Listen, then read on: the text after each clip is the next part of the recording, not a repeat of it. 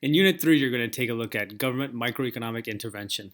Now, this is assuming you understand elasticity, you're pretty comfortable with demand and supply market equilibrium, and understanding manipulations of that diagram. Now, when you move on to government microeconomic intervention, there's about 6 key areas, and I'm going to walk you through what you need to know for each one of these. The key diagrams you need to know are the price floor or minimum price, price ceiling or maximum price, indirect taxes and be able to determine tax incidence in there, indirect taxes, being able to diagram a ad valorem tax and understand how that looks different to a per unit or specific tax, subsidies both for consumers and producers, along with the impact and incidence. And let's start with maximum prices, also referred to as a price ceiling. You should know that to be effective, a price ceiling needs to be set below the equilibrium price. And make sure you understand that concept and why. Think about why a shortage would arise in the situation, and think about the reasoning behind a government setting a price ceiling. It's obviously not to create a shortage, it's for other purposes, and that's what you're trying to determine. From that, interpret the unintended consequences of the maximum price, and then think about how resources are allocated after this thing has been imposed. The example that's commonly given in economics classes is the rent ceiling. Minimum prices, price floor.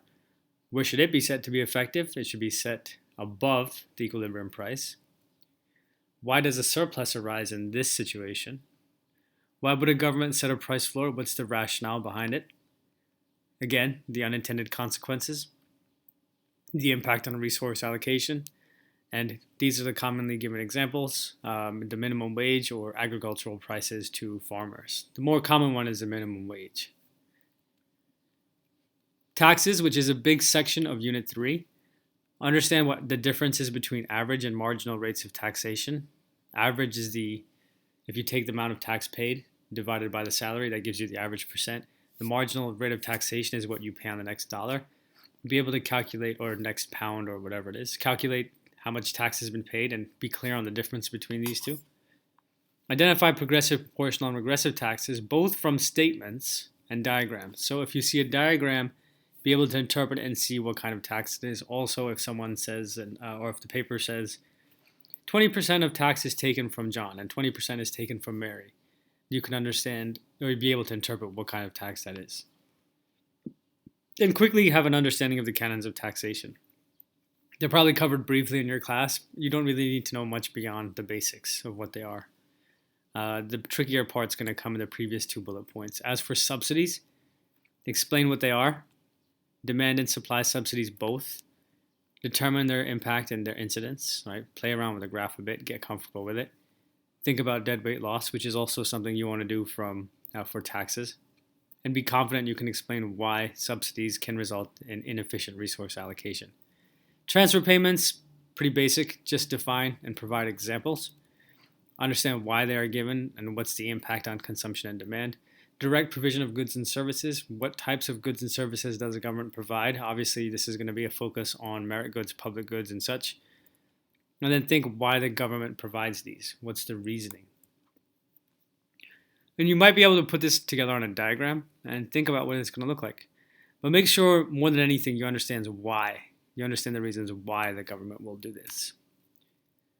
And we're going to wrap up with nationalization and privatization. Understand why nationalization is advantageous or has disadvantages in a market. And then when I talk about the market as a whole, I mean government, individuals, and businesses. So think why a government would nationalize an industry and then give 2 for and against. Same thing for privatization. What's the benefit to the market as a whole, or what are the disadvantages to the market as a whole of privatization? All right, know the definitions of both. It's not going to hurt you to know examples. And those, if you try to memorize an example of nationalization or privatization, that can help you work through questions when you encounter them on the multiple choice. So again, to recap, these are the 5 areas you really need to know. Some very difficult diagrams here, but the trick is to play with them as much as you can, right? Toy with the different elasticities, see how that plays out in terms of taxes and subsidies. For maximum minimum prices, you might get like a tricky question showing you a price floor or ceiling set in the wrong place of equilibrium. And then they may ask you, to be effective, where does it need to go? Other things you might get for price floor, price ceiling is a change in supply and demand, maybe. So look out for these things. Understand the diagrams. You must address the key points I've listed here. And I think you should be in good shape. All right, I'll see you in the next one.